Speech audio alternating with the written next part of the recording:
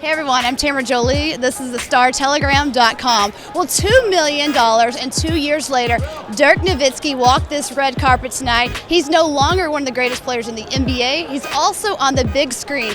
His film called The Perfect Shot debuted. It's a German film that talks about his entire life and his relationship with his shooting guru, Holger. Tonight, some of the Dallas Mavericks players, coaches from the past and present, executives and the top people in the film industry had a chance to walk the red carpet and honor one of the greatest players in the game.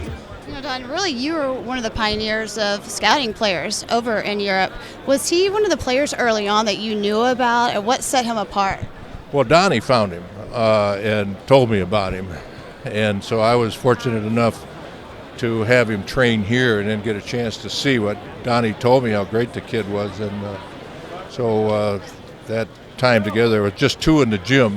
We were way up in the corner. Nobody knew we were there. We were hiding because the NBA scouts were not allowed to scout that at the YMCA. And so we had a great advantage to really know Dirk and find out how great he was. What were some stories that stuck out in your mind about Dirk? Well, that he was a hard worker. He was a guy who never took a day off in trying to get better as a basketball player and as a man. And Holger was always there pushing him to be even better and greater. And their relationship is an unusual one if you look at it from afar, but if you're a part of it, you understand that they definitely have a thing for each other, and it works. A lot of people don't realize that the science with Holger is also included in the film. Do you remember the first time that you saw him in that relationship and what you thought? Well, when I first took the job here, I went to Germany to spend 4 days with Dirk and Holger.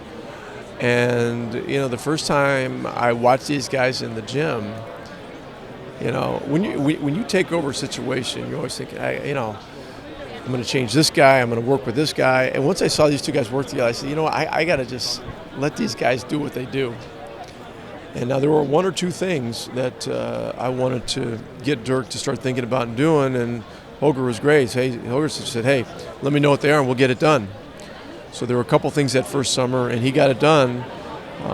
And those things have really helped Dirk, and you know that relationship is beyond special. It's once in a generation you see something like that.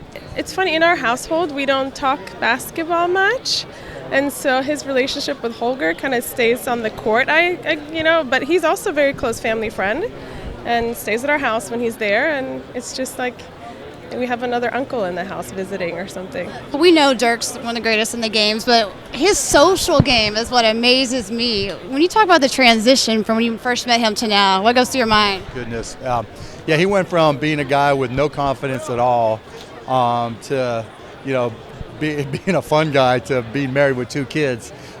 He's really evolved. He's, talking to the media now. He'll say exactly what's on his mind. He doesn't hold back. Just his confidence level off the court is just, 180 degrees. It's just stunning the progress he's made, or just to become the guy he is. It's your buddy Dirk, and getting the chance for him to have his night tonight. How special is it going to be, and have you seen the film yet? I have not seen the film yet. I know how difficult it is to do films. I've dabbled in that in a couple of films, and I'm pretty excited for him. He's probably one of the best players this game has ever seen. And now we want to see what his rookie debut looks like. Tell us what you're doing here to support Dirk tonight, how special it is for him. Oh man, I mean, you wouldn't miss this for the world. If you in the Dallas area, the Metroplex area, this is the only place to be tonight. This is the Larry Bird of Dallas. Mr. International himself. When you think back of your little brother, even with his career in basketball, what do you remember from a young age, even the relationship with him and Holger? Yeah, since I'm a couple years older than he is, I always felt like I need to protect him or something, the protective big sister. And that kind of, that attitude I kept over the years, and sometimes I still can't, shake it off today, I feel like.